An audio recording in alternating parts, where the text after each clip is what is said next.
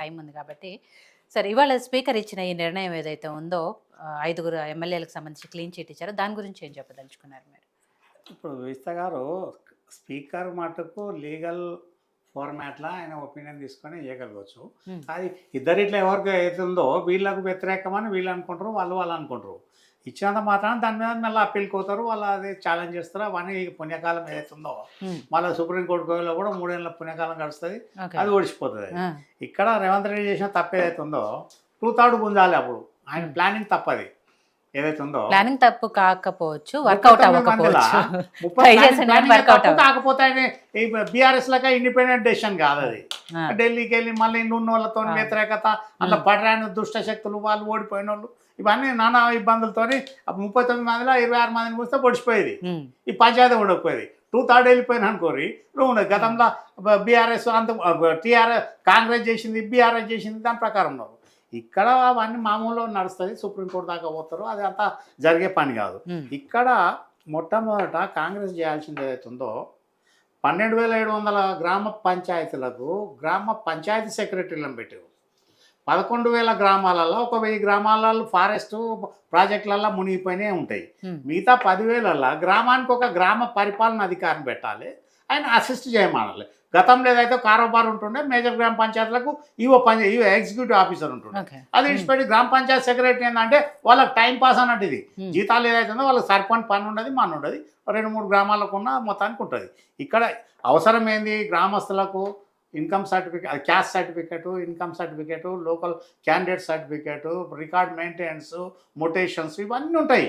ఏదైతుందో అఖండ భారతదేశంలో మన దరిద్రమైన రాష్ట్రాలు తప్ప అంతటా కూడా పాత విధానం కంటిన్యూ అవుతుంది, తాలూకా సిస్టమ్ కంటిన్యూ అవుతున్నది. ఇక్కడ శాస్త్రీయవాదం ఏదైందో సాంకేతికంగా టెక్నికల్గా సైంటిఫిక్గా చేయకుండా 3 కోట్ల జనాభాకు 32 జిల్లాలు చేస్తారు, 1 కోటి జనాభాకు 1 జిల్లా చేస్తారు. అంత దరిద్రంగా ఇంకేముంటుంది? 10 ఊర్లకు ఒక మండల ఏది మా తహసీల్దార్ ఆఫీసు ఏం చేస్తాడు? వాడు పోతే తహసీల్దార్ దొరకడు, లేకపోతే డిప్ తహసీల్దార్ దొరకడు, వీళ్ళు ఉంటే వాడు దొరకరు, వాళ్ళు ఉంటే వీళ్ళు దొరకరు. దాంతో అడ్మినిస్ట్రేషన్ డిసెంట్రలైజేషన్. ఇప్పుడు 15 బ్యాంకులు అన్నీ వచ్చి ఎస్బీఐలో కలుపుకున్నారు, ఏదైతుందో అడ్మినిస్ట్రేషన్. ఇక్కడ మళ్ళీ డిపార్ట్మెంట్స్ అన్ని మెర్జింగ్ కాలేదు.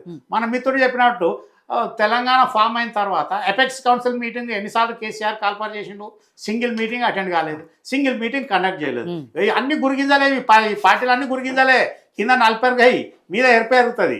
ఇక్కడ అనుకున్నట్టు బీఆర్ఎస్ అనుకున్నట్టు అని కాకుండా వీళ్ళకు ఆల్మోస్ట్ అసెంబ్లీ ఎలక్షన్లో ఏ రేషా వచ్చిందో, ఏదైతుందో ఏ శాతం ఉందో అదే శాతం ప్రకారం కంటిన్యూ అయ్యారు. ఇప్పుడు కాంగ్రెస్ అప్పుడుతో 39% వచ్చింది, బీఆర్ఎస్ 37% వచ్చింది, తర్వాత 14% బీజేపీకి వచ్చింది, తర్వాత మళ్ళీ పార్లమెంట్లో చేంజ్ అయిపోయింది.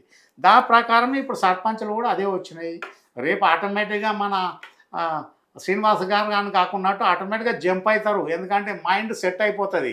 ఇక్కడ రాకపోతే ఏం రాదురా నాయన అని చెప్పేసి లోకల్లో చెప్తారు.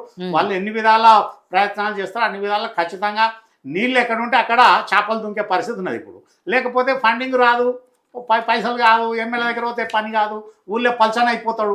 ఎమ్మెల్యేలే జంప్ అయ్యారు, ఎమ్మెల్సీలే జంప్ అయ్యారు, ఎంపీలే జంప్ అయ్యారు. అంతకంటే దరిద్రం ఇంకేముంటుంది? వాళ్ళు అంతకంటే ఇది కాదు కదా. ఇక్కడ శ్రీనివాస్ గారు చేయాల్సింది ఏదైతుందో పంచాయత్ సెక్రటరీలకు బదులు గ్రామ పరిపాలనాధికారి పెట్టాలి, ఆయన పవర్స్ ఇవ్వాలి. అరే ఇప్పటికి కూడా సమస్యలతో కొట్టుకొని వస్తున్నారు. అది ఏదైతే ఉందో ధరణి అంటే అంతకంటే దరిద్రంగా ఇప్పుడు భూభారతిలో సర్వే మాడ్యూలే తీసేసారు. ఇప్పుడు మేము 3 జాయింట్ పర్చేజర్స్ ఉన్న ఒక సేలీడు ఎవరు పెట్టుకుంటే వాళ్ళ అమ్మని పెట్టుకున్న వాళ్ళ పేరు అమలు కాదు. ఇది అది అవుతుందో స్ప్లిట్టింగ్, దానికి ఒక పద్ధతి ఉంటుంది. పని లేకుండా రకరకాల రెవెన్యూ సమస్యలు. ఇలా 5,30,00,000 కోర్టు కేసులు పెండింగ్ ఉన్నాయి అఖండ భారతదేశంలో. అంటే దాదాపు సౌత్ కొరియా జనాభా ఎంత ఉన్నదో మన దగ్గర కేసులు అన్నీ ఉన్నాయి. 5,30,00,000 డిస్పోజ్ కావాలంటే దాదాపు 300 ఏళ్ళు కావాలి. దాని జ్యుడిషియరీ గురించి అటు బీజేపీ పట్టించుకోదు, ఇక్కడ లోకల్ గవర్నమెంట్ పట్టించుకోదు. వాళ్ళు పట్టించుకున్న పాపాన ఓరు. ఎన్నేళ్ళు కావాలి, ఏం కావాలి, ఎన్ని సమస్యలు ఎందుకు, ఈ సమస్యలు ఎందుకు వచ్చాయి ఇన్ని గానము? కేవలం రెవెన్యూ వ్యవస్థ ఫెయిల్యూర్తోనే రెవెన్యూని మొత్తం భ్రష్టు పట్టించి ఇది చేసిరు. ఇక హెల్త్ ఇష్యూస్ అంటే క్లియర్గా ఏర్పడుతుంది. లిక్కర్ సేల్స్ 2014 నాడు ఎంత ఉన్నది సేల్స్, ఇయర్ వైజ్ సేల్స్ ఎంత పెరిగిందన్న దాని మీద, యువకులు ఎంత ఇదే దాని మీద ఉన్నది. వీళ్ళు కూడా ఇది ఏదైతే ఉందో కాంగ్రెస్ కూడా పట్టించుకున్న పాపాన పోవాలి.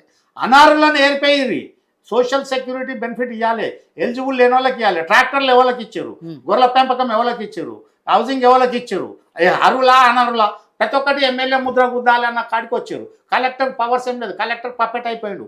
లిస్ట్ ఇస్తే ఎమ్మెల్యే లేకపోతే ఎంపీ చెప్పింది అన్నది ఉంటుంది. అది పక్కకు పెట్టేసి ఫ్రీడమ్ ఆఫ్ ఏదైతే ఉందో ఎగ్జిక్యూటివ్ పవర్స్ మొత్తం హైజాక్ చేసి వీళ్ళ కంట్రోల్లో రిమోట్ పెట్టుకొని వాళ్ళు ఏదైతే ఉందో రిమోట్గా ఇక్కడ ఏదైతే ఉందో పరిపాలన మొత్తం గాడి తప్పిపోయింది. గత బీఆర్ఎస్ గవర్నమెంట్ వచ్చిన తర్వాత ఒరుగు ఏదైతే మంచిగా అవుతుంది అనుకుంటే డిపార్ట్మెంట్లు ఏదైతే head of the departments merge కాలేదు.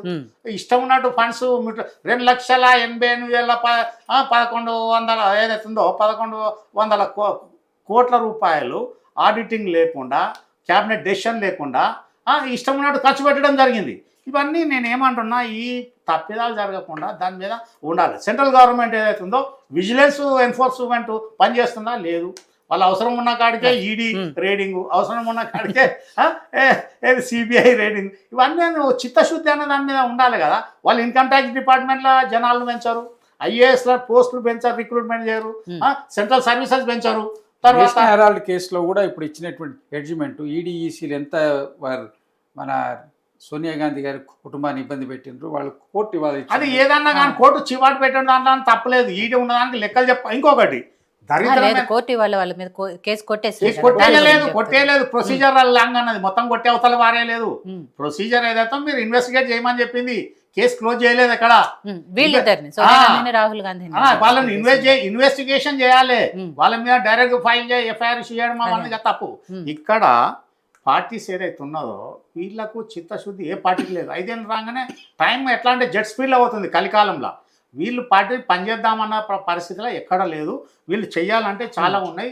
ఇప్పుడు బీజేపీ సెంట్రల్లో ఉన్న కాడు కూడా చట్టాలని ఏదో పనికిరాని పేర్లు మార్చడము ఇవ్వడానికి కాకుండా బిఎన్ఎస్ఎస్ ఇవన్నీ కాకుండా ఖచ్చితంగా ఏంది ఇప్పుడు ఎడ్యుకేషన్ సిస్టమ్ మారుస్తుందా మారలే. తర్వాత హెల్త్ విత్ హౌసింగ్ ఇవన్నీ ఇంపార్టెంట్ చాలా ఉన్నాయి. ఇప్పుడు గంగా కావేరి లింక్ కెనాలు ఎప్పుడు కేఎల్ రావు ఎప్పుడు 75 చచ్చిపోతే 50 ఏళ్ళని ఇప్పటి దాన్ని ముందటేసుకొని ముందు పోయలేదు. 54,000 కిలోమీటర్లు నేషనల్ హైవేస్ ఎక్స్ప్రెస్ వేలు వేసారు, మంచిదే.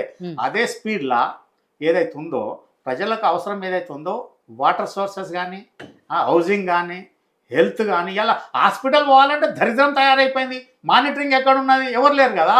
డిఎంహెచ్ఓ ఏం చేస్తున్నాడు, గవర్నమెంట్ డాక్టర్స్ ఏం చేస్తున్నారు, పిహెచ్సీలు ఏం చేస్తున్నాయి అన్నదాన్ని చాలా ప్రజల గురించి పట్టించుకున్న పాపాన వాళ్ళరు.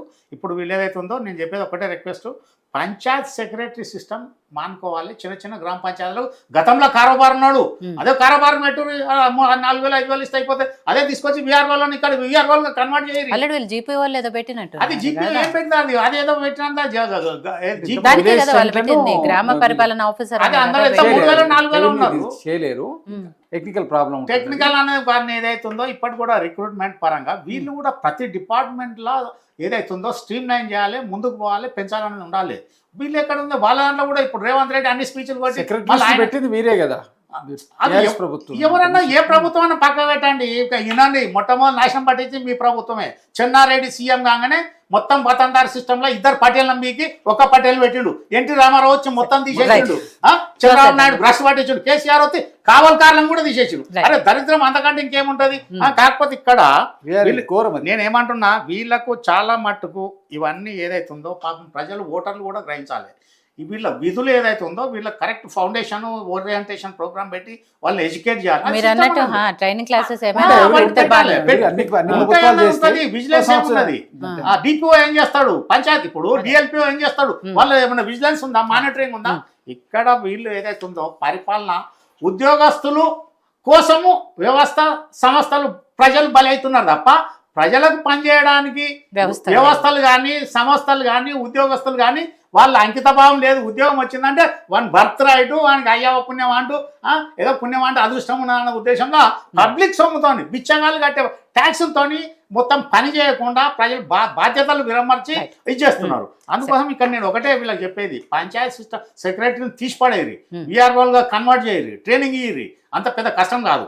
అదొకటి. జ్యుడిషియరీ సిస్టంలో ఎన్ని కేసులు పెండింగ్ ఉన్నాయి తెలంగాణలో, ఎన్ని కోట్లు, ఎంతమంది కావాలి. ఇలా అమెరికాలో 10 లక్షల జనాభాకు 150 జడ్జిలు ఉంటే, అది 150 జడ్జిలు ఉంటే భారతదేశంలో 20 జడ్జిలు.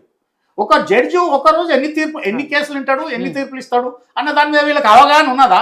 వాళ్ళకు లేదు, బీజేపీకి వీళ్ళకి లేదు, పోయిన గవర్నమెంట్ కూడా లేదు. ప్రజలను పట్టించుకోవాలి కదా. నేనేమంటున్నా ఇవాళ గ్రామ పంచాయతీ చట్టం అది చేసి కూడా వీళ్ళు లోక్ అదాలతులు పంచాయతీ అదాలతులు ఉన్నాయి కదా ఆ టైప్ లో పెట్టి కూడా దానికి ఒక సిస్టమ్ తీసుకొస్తే ప్రజలకు మేలు జరుగుతుంది.